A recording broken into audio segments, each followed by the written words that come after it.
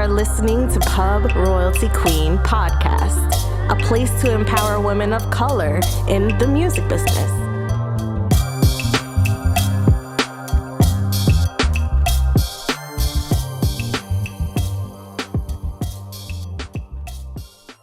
Welcome to Pub Royalty Queen Podcast. This is your host, Denisha Jones, back with another special guest. Today we have Katrina Lee. Katrina was a former exec at the Recording Academy and is currently operations manager for Jammcard, a premier music network where you can hire and collaborate with vetted professional musicians and executives. I've had the privilege of getting to know Katrina through their Jammcard mentorship platform. She just exudes big boss energy. So I knew I had to have her on the show. So without further ado, welcome Katrina to Pub Royalty Queen Podcast. Hi, thanks for having me. Of course. How you feeling today, girl? Feeling good. Can't complain. I know you have a lot of stories to share about your coming up industry. So let's just dive right in. Tell us about your journey through the music industry and what roles have you led to become operations manager at Jammcard? Sure. So I graduated from Cal State Fullerton in business administration, emphasis in marketing. In between that time, about the last year, right before graduation, actually, I had the privilege of interning at Atlantic Records and Interscope Records in publicity. And from there, I ended up really just figuring out my life. So I worked at Starbucks for 2 years as a supervisor that really helped with customer service, to be honest. And that is something I would be forever grateful for, knowing how to handle the future that I didn't know I was going to get. And so from there, I went part-time with CBS Radio. At the time, it was called 97.1 Amp Radio. So I worked there in promotions. That's where I ended up really gaining a lot of my experience with events and assisting. I assisted like the marketing director and working with the winners for the contest, just everything like that, which was really dope. And right after that, I ended up interviewing for Recording Academy. So the Recording Academy, of course, is known for the Grammy Awards. And that was always my end goal. I just wanted to work at the Grammys ever since. Great goal to have. Yeah, at Interscope, which was great. What a lot of people don't know is that it actually took me 4 years to apply to even land an interview at the Academy. So in between the time of me graduating from college, working at Starbucks and CBS Radio, every year I was applying to Recording Academy, which a lot of people have no idea. They thought I kind of was just in there and good to go. But it took me that long just to land an interview. And I was blessed enough to actually interview for 2 separate positions when it actually happened. So I ended up getting hired as a West Regional Administrative Assistant. So I assisted in the Membership and Industry Relations Department. About 2 years after that, I was promoted to Executive Assistant Project Manager, where I worked alongside the Vice President. And then as structure changed, I ended up working for the Vice President and Chief Industry Officer at that time. And from there is where I gained a lot of my experience, I could say, and really owned myself as a woman in the industry and just really learned a lot. And next thing you know, I get an email from Jammcard saying that I was referred and really asked for my interest if taking an interview. And it's crazy because I wasn't even really looking for it at the time, and it just came to me. So after having an interview, I was at the Academy for 5 years. So landing an interview and actually getting hired after 5 years of not having that experience it was a great one for sure. That's how you know it was written for you. Exactly. You know, exactly. The blessings just kind of come easily when it's meant for you. So, and also like just a testament to your persistence as far as like getting hired to work for the Recording Academy. Such a great point about how things don't just happen the way that you want them to happen. You sometimes have to just stay motivated, stay encouraged, and keep going after what it is that you want. Because I'm pretty sure that's a coveted position that you received at the Recording Academy too. And so the universe just had to make it where you were actually like grounded in your purpose in that moment. And I would never forget when I was at CBS Radio. I have a friend, Amari, and we were just talking. That was the time she was transitioning out from her role. And she told me, she said, if you can land your dream job, imagine what else you can do. And that really, really stuck with me because I knew my dream was to be in the industry. But for me to like you were saying, being so persistent in landing position at the Grammys, it's like, wow, like, okay, I'm at the Gram, like, what else can I do? And I think that door opened for me when I got that email for Jammcard. And it really opened my Uh, eyes to more opportunities and challenges, to be honest. wow, we can get into that. Plenty that you can share in that regard. As far as like mentorship and coming up in the industry, have you had mentors and what were their parts in your leading up to your career and where you are currently? Yeah, you know what? During college, I can say I didn't really have a mentor. So I felt I was kind of late to the party a little bit with that of Mm, just finding my way. But once I did get into the industry, I was working at the Recording Academy. I did work for an executive director. Her name was Teresa Jenkins. Rest in peace. She mm, had passed away not too long ago. But I sorry. really considered her, I could say honestly, my first mentor in the industry. She was based out of Austin, Texas. But from being the only woman, I could say at that point within our team, besides her and the other staff in Texas, I cling to them in looking Mm, for guidance of, okay, what do I do? How do I approach things? And mhm, she took the time with me to sit down and say, okay, what are your goals? How are you feeling? And down mm, that line, she really opened the door for me in regards to mentorship. And so even at the Grammys, I had the privilege of being the pretty much the manager over some of the interns. So for mm, me, mhm, I wanted to give back. So I was able to do that in the position I was in as well, of like knowing what's needed now. Like what I didn't have in college, I was able to give back, which was great. But down the line, I ended up realizing how much mentorship is very important. And now down the line, there's a lot of people that I look up to, males and females, to be honest, where they're pretty much one call away. And I will always be grateful for all those people I could pick up the phone and just say, hey, I need advice, or hey, I'm in this situation. How would you go about it? Or the what ifs, or whatever the case mhm, is. But it took a while, honestly, for me to really feel, I guess you could say, that trust with people. Some people do have mm, bad intentions, sad to mhm. say, that I've experienced in this industry, but being able to find the true ride or dies, I guess you could say, has Yeah. been such a blessing. Well, that's awesome. I know that there are a lot of women out there that have not, kind of share the same experience where they felt kind of late to the party, as you said, because they didn't have the mentorship there, and you're kind of having to find your way through without the proper guidance and just kind of trial by error. I can attest to that. I've had a lot of experiences where it's just like, I wish somebody would have told me not to say that thing. But you're also lucky in that you've kind of found people along the way who did hold you under their wing, so to speak, and guide you in the proper direction.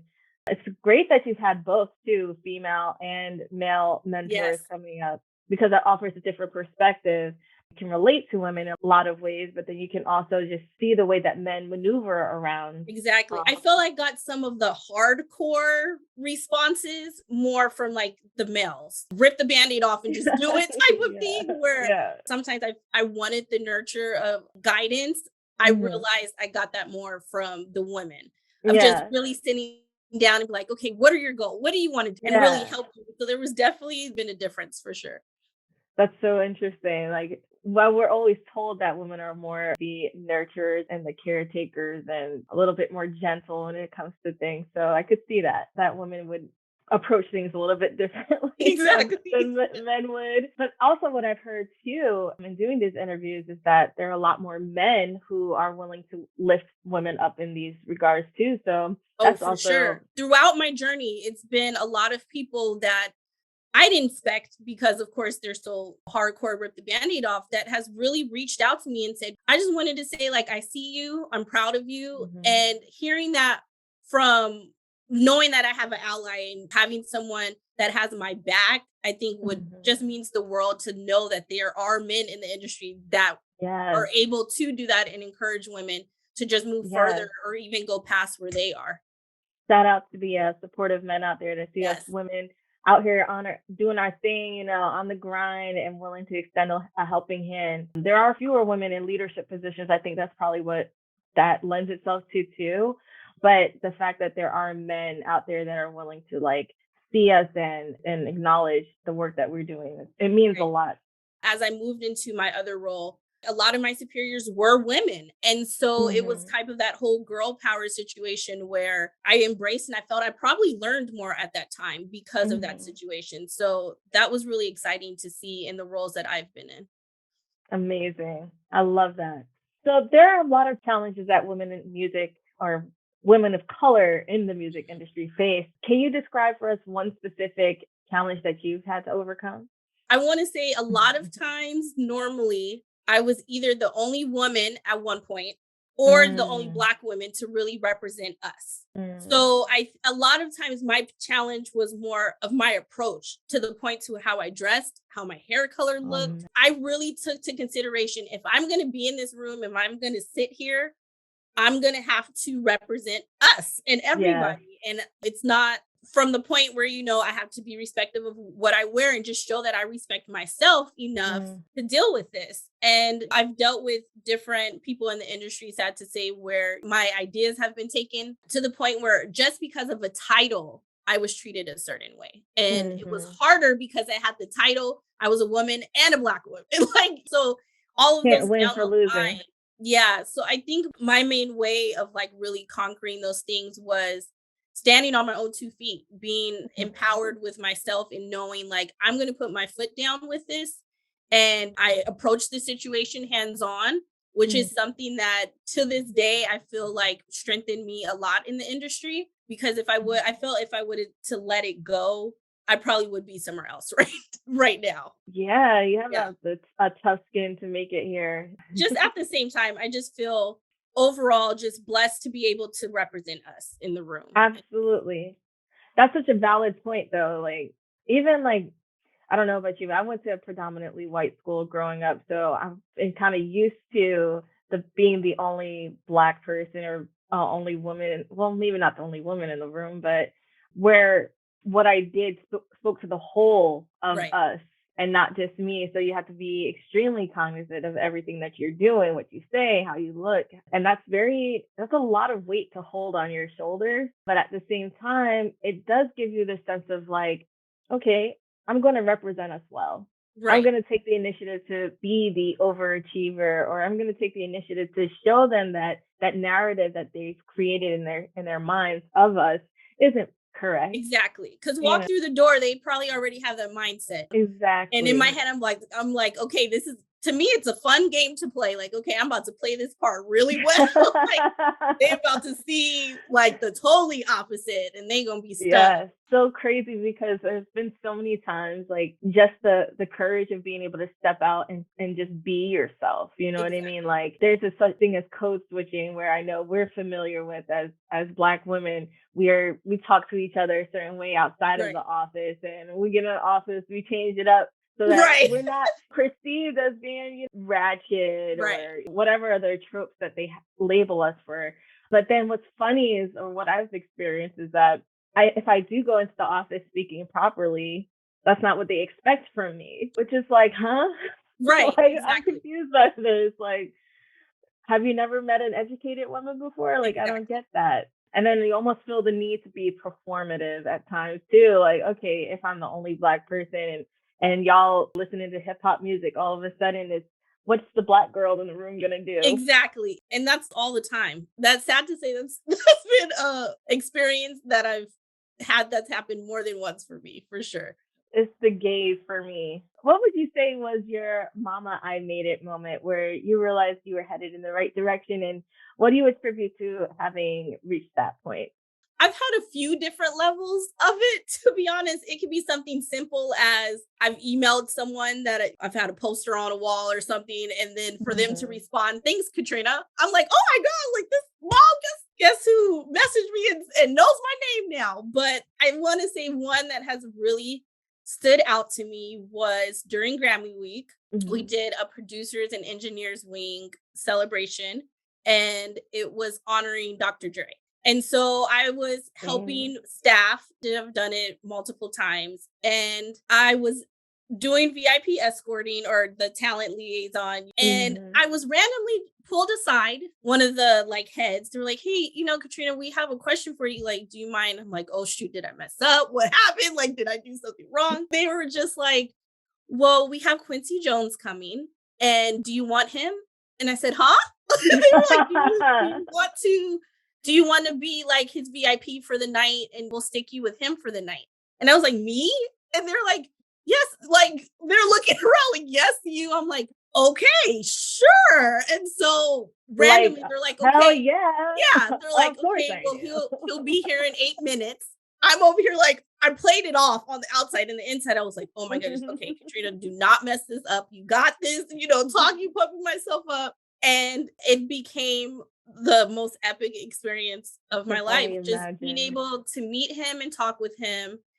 And I told him, like, my grandfather, he's 89, and he is a huge fan of Quincy Mhm. Jones. And so in my head, I was like, besides like telling my mom, I gotta tell my grandfather. So Aw. that was a good experience. And at the end of the night, he signed it, one of his books that he had, he signed it to my grandfather. And My gosh. that we still Class. have, it was a video of it, of him doing it. And I Oh, surprised my grandpa the next day, and he was just in tears. Like, honest, like it was just one of the like most epic experience that like rolled yes. over. And the crazy part about that is I was working the Clive Davis party 2 days later and Mhm. ran into Quincy's security. And I said, I just wanted to say thank you again for everything. And he said, why don't you tell him yourself? He's down there. So I was able to even have Wow. a final like end to everything by telling him that how much it meant to my grandfather. And for me, I think that was one of the best experiences of my That is so of my life. Just beautiful. yeah, just how random. And I think for me, it just really showed like how much my hard work was where Yes. people were looking. You don't know who's really looking. I've learned that a lot. Just because they Mhm. don't like a post or comment, there's people that are looking. I just really felt that my hard work was actually being looked. Even though I felt it wasn't recognized, that Mm. experience showed, oh no, like you're being recognized. Like they see you. And so that That is was such an yeah, that was amazing the moment. greatest. I can only imagine. But okay, so there's a few things. First of all, shout out to Quincy Jones, the GOAT. Yes. I can only imagine what you felt at that moment being offered that opportunity. Like, Yeah. yeah, you said you were like, huh? Yeah. Me? Like, but at the same time, yes, you girl, you. Exactly. You know what I Exactly. mean? Exactly. And why not you? You've been Exactly. out here doing your thing. Like you said, someone noticed and Right. they said, she deserves this opportunity. I'm going to give it to her. That Right. is so wonderful. And also, like, kudos to you for also speaking up because one of my mentors told me was closed mouths don't get fed. Mhm. So the fact that you were brought up to security guard, that you wanted to thank Quincy Jones for the Right. opportunity or for the signing. A lot of people wouldn't have done that. They would have said, you know what? He gave me what I needed to have, or at that moment, like just let that moment be that. But to offer, your thanks to him and your gratitude, I'm sure that was touching for him even. It was just so many different kind of emotions and just history because even me Mhm. as a child growing up, my grandfather would talk about Quincy, listen to his music, Yes. tell me every so to Yes. have that come full circle what years later, I just didn't know. I was speechless that like wow, this really happened. And Mhm. so that was just something I would just never forget for sure. And also just validating that's where you were supposed to be at that E- time as well. Look at Exactly. God. God works in mysterious ways. I love it so much. What advice would you give aspiring women of color in the music business? What would you have told yourself coming up? Honestly, I would tell myself, don't give up and don't really pay attention to what everybody else is doing. I saw Mhm. myself now, social media is so heavy. You don't know the hard work or what happens or of what people really do on their day to day. You just see a photo or a video. But at the same time, you might see someone that's gotten promoted easily or has done different Mhm. things. And it's like, that was their time and their level. And you don't know how long it took them to get what they needed to be.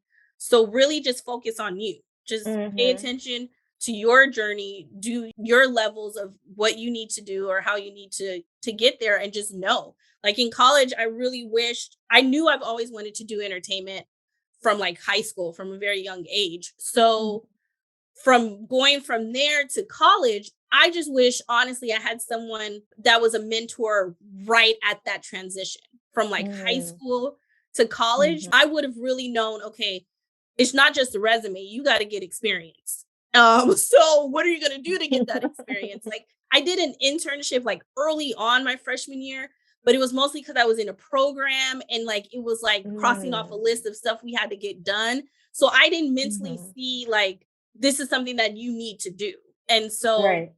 on top of that, like I even got involved in a club. I wish I got involved in a club early on, but I was like, if I'm gonna do it, I'm gonna go all in. So while I was interning towards the end of my semester before graduation, I even became director of social events for the American Marketing Association on campus, the Fullerton Wow. chapter. I was like, if I'm gonna do this, I'm like, so it was a lot of hard All work. So I in. would just say, like, for someone that's coming into the industry, if you know what you already want to do, take advantage. Either read the books, reach out to people, like start networking ahead of time. And this is something I've always have done is every time I'm in a room or I'm at a certain specific event, I make sure I at least meet one person.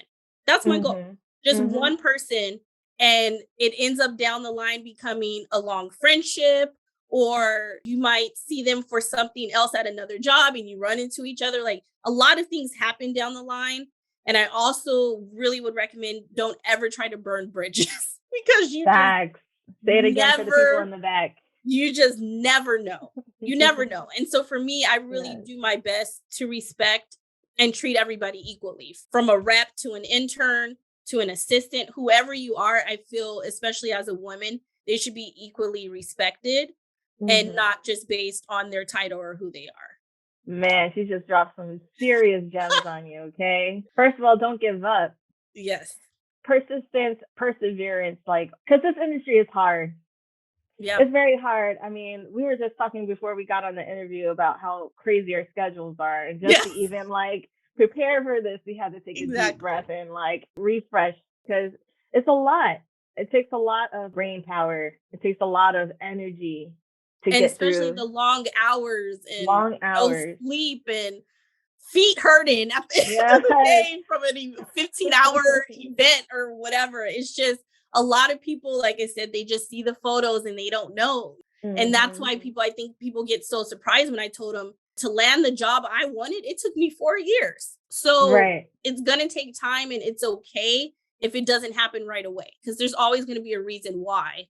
Down the line, you'll find that answer, like, this is why it happened now. I get it. Exactly. So, yeah. All in its own timing.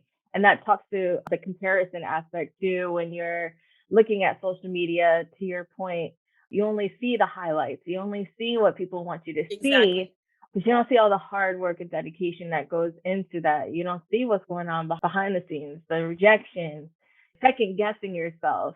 I've had so many conversations with women so far that are talking about having the where they don't feel like they deserve what they receive, like the imposter syndrome. Yes. Right. So there's so many things that we might receive in terms of our accomplishments and accolades, but we don't share it with others because we feel like, oh, we don't deserve it. So obviously sit in that, you own it. Like you said, everyone has a journey, and you can't compare yours to the next person, because it's all about the challenges. It's all about the ebbs and the flows of life. And to take in what it is that you receive and learn from that in order to grow. So and also I've learned it's okay to fail. And that's what I tell people, because when you fail, there's something that comes out of it. You either have a story to tell that's going to end up helping somebody else's journey, or at the same time, you're going to be able to learn, like, okay, this is the best way to do it versus doing it this way. Like, you come up with different solutions. And to me, like, being in this new role as operations manager, like, I have these new opportunities and I have new challenges. So with these new challenges, at some point, I'm excited to fail, because it's like, okay, if I fail, then okay, I could learn from this and really probably open my eyes to a whole different side of something that I didn't even personally know and be educated on. And then at the same time, if I ever run into someone or I do mentorship on my own, I could be like, you know what, I've been in this position. Let me, help you out. And so I always feel that things happen for a reason. A lot of stuff I've gone through, I feel I've gone through to tell my story, to tell a story that's going to end up helping someone else. And we're just so grateful for you sharing your story because, Yeah, thank you you. know, I know we talked about this before in preparation for the interview, but there's been a lot of times that I just wish that somebody had given me the tools, like, just give me the answers. What Right. is it that you went through? Like, I don't Exactly. want to have to keep going through all these craziness. I would rather just like have the knowledge and the wisdom imparted upon me. So this is an opportunity for us to pay it forward. Now that we've experienced and gone through the things that we've Exactly. experienced, and we're not by any means, we both have goals that we still want to reach. So we're Right. not like exactly where we want to be all the time, but we can acknowledge now what's gotten us to this point, Right. and we Or can acknowledge, impart okay, that. this is where I messed up. Maybe want to try and go in this way. But yeah, I completely Exactly. agree with you. And you also brought a great point about just staying connected as much as you can to the things that you're interested in, like enriching yourself, learning as much about your craft as you can, networking, going to those spaces. You know, I sometimes struggle with the anxiety going to into networking events. So the fact that you said your goal is sometimes just to meet one person or go away with one connection, I think that's a Right. great advice to impart. Yeah, I don't think it's stressful at all. And then you end up realizing down the line they know somebody you know. It's always, that Yeah. degree of separation. So and I'm sure we've already had it as well talking Oh, offline. So for sure. it just Yes. it happens that way. It Especially really out does. here in LA, I feel like everybody knows everybody. Exactly. It's a Exactly. small world out here Yeah. for real. So thank you for sharing that. That was honestly perfect Yeah. knowledge to share with our audience. If there was one thing that you could have done differently in regards to pursuing your career, what would that have been? I kind of pinpointed a little bit earlier, but like I could say, I wish I started my experience ahead of time where Hmm. I wasn't rushing I'm at the finish line already, but I'm like really rushing to be like, okay, how can I show or prove to myself or prove to whoever I'm going to interview with that I can be an asset, not just to your company, but within the music industry.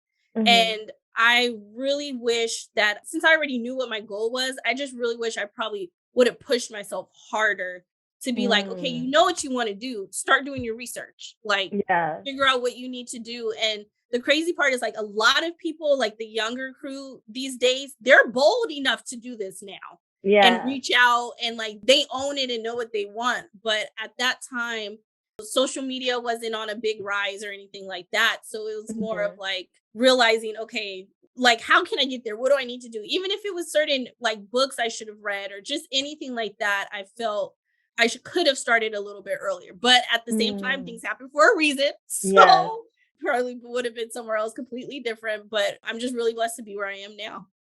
That's what we were saying earlier, right? No L's, just lessons, Exactly. you know. And yeah, I mean, for what it's worth, even if you didn't have the tools that people have now, you still ended up making it work for you. So I think it was more of just believing even in myself. Like yes, I'm a person that's very determined. And it's like if I put my mindset to it, like I'm gonna try to yeah, figure it out. If I don't know the answer, I'm gonna do whatever I can to figure it out or figure out the best way to get to where I need to be.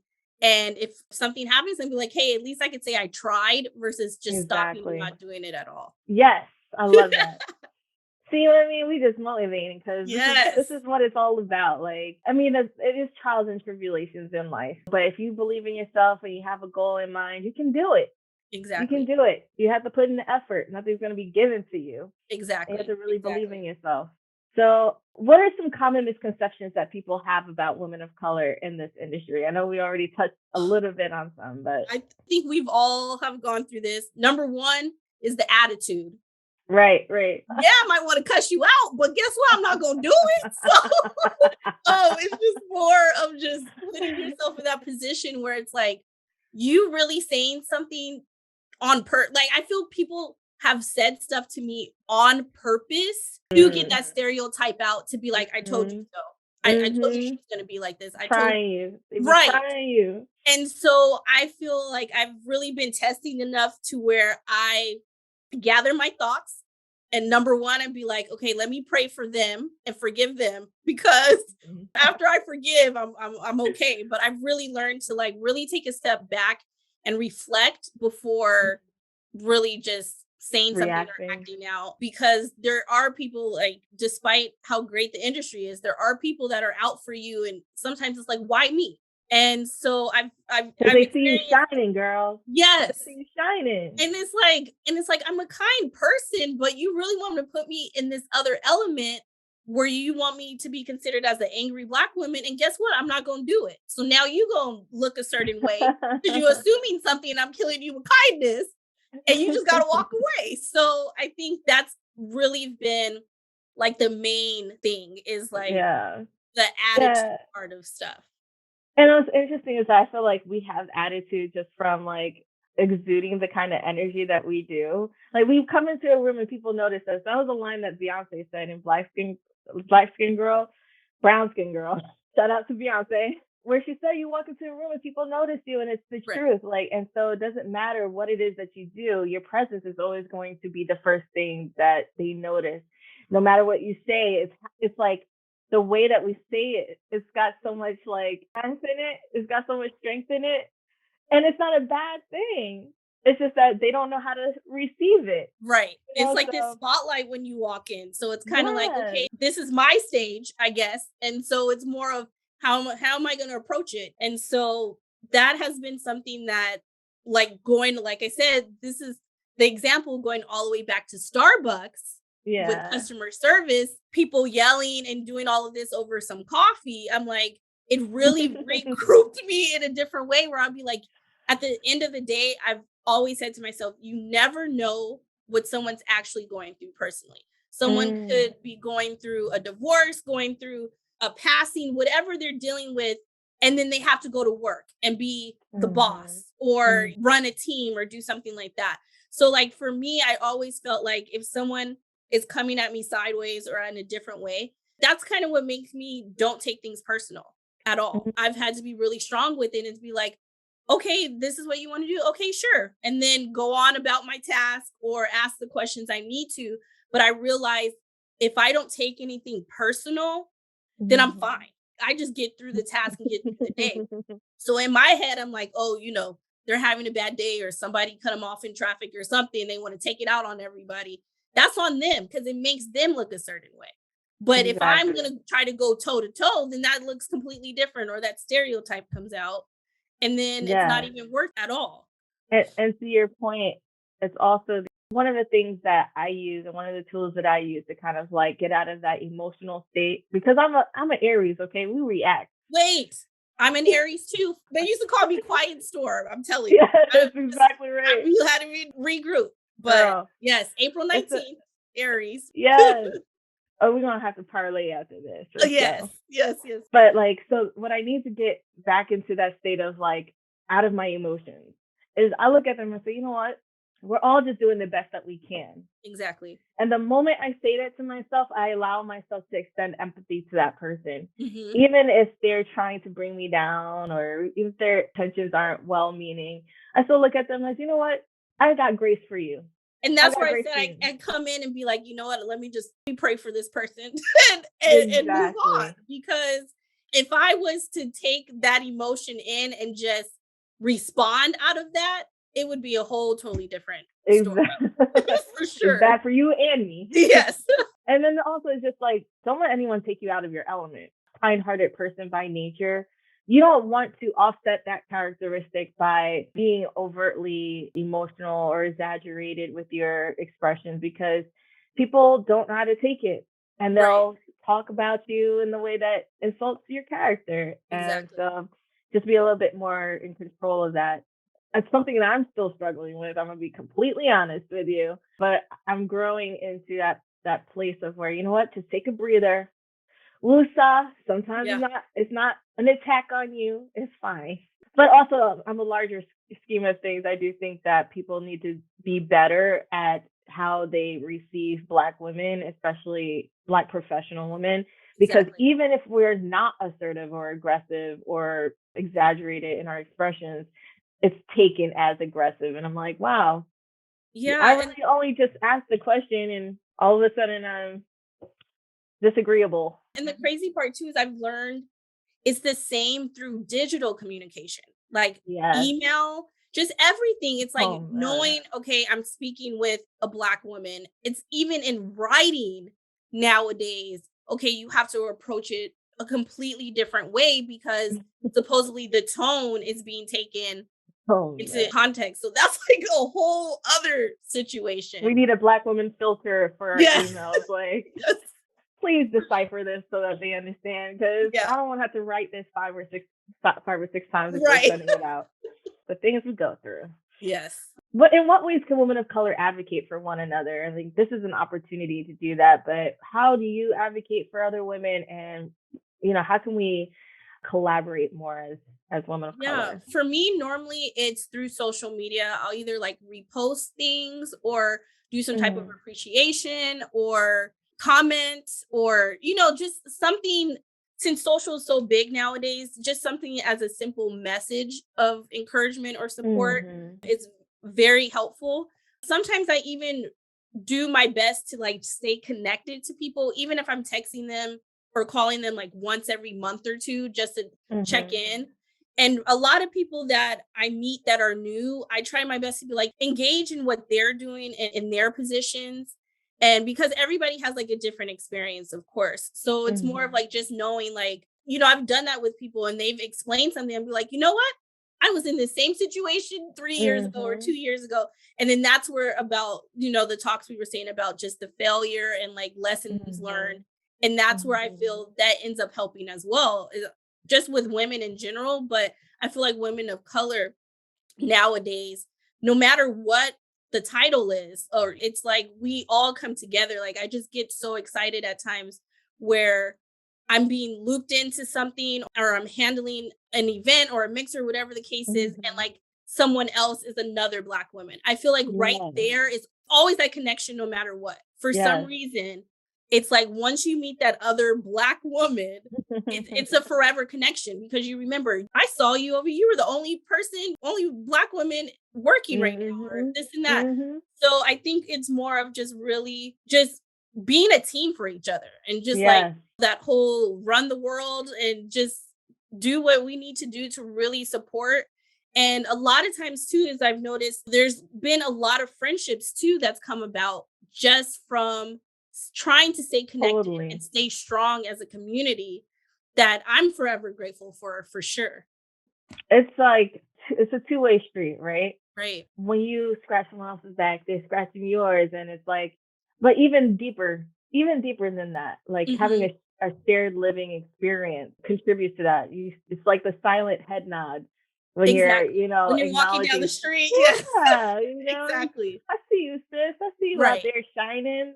You posted somebody's event coming up, or you're posted an affirmation that one of your new friends, Black girlfriends, might have posted that speaks to you. And so you feel like, oh, I'm going to share this because this is going to probably speak to somebody else going through this experience. I think even just those minor things, but also, like you said, the tapping in part is so important. I'm not the best at like consistently reaching out to people, specifically because we're all busy, like, and life just happens. Not because I'm just like, I feel for that. No, it's not like that. It's more like, I just don't have the time to even deal with me, let alone, but it is worth it to just check in on your sisters, like let them know, hey, I thought about you.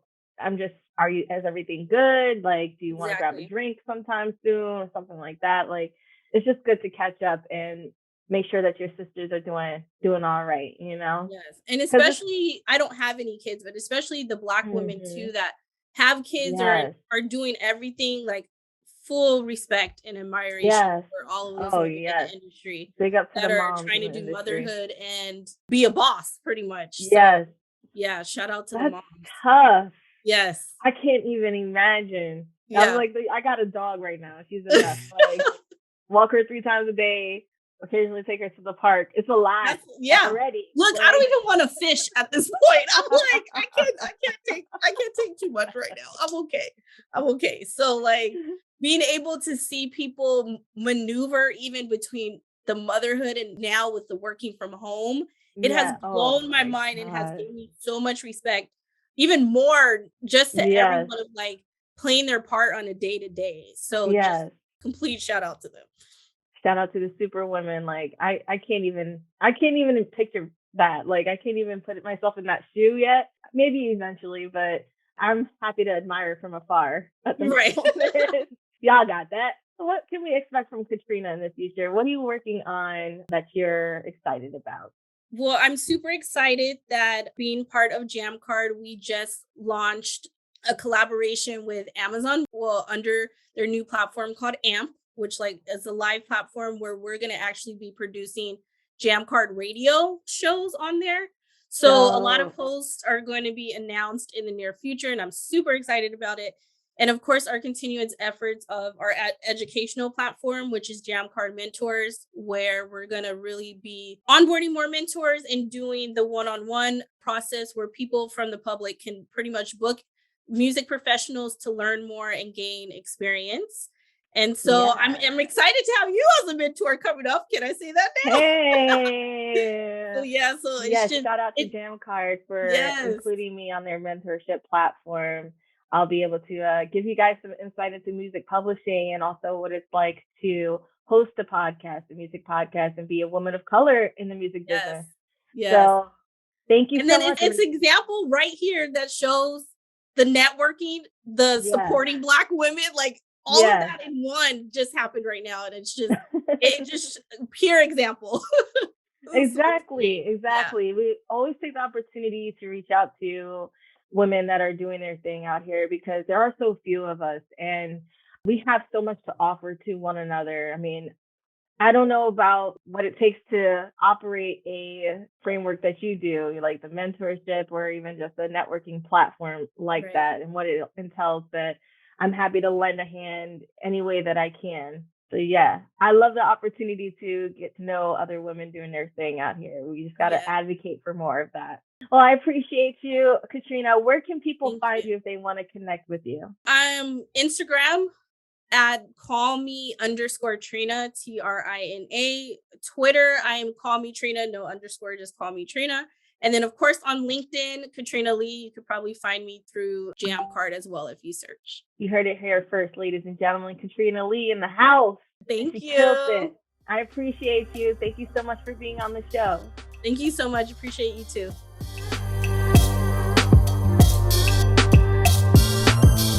Remember, stay positive, inspired, and true to yourself. Go out there and kill it.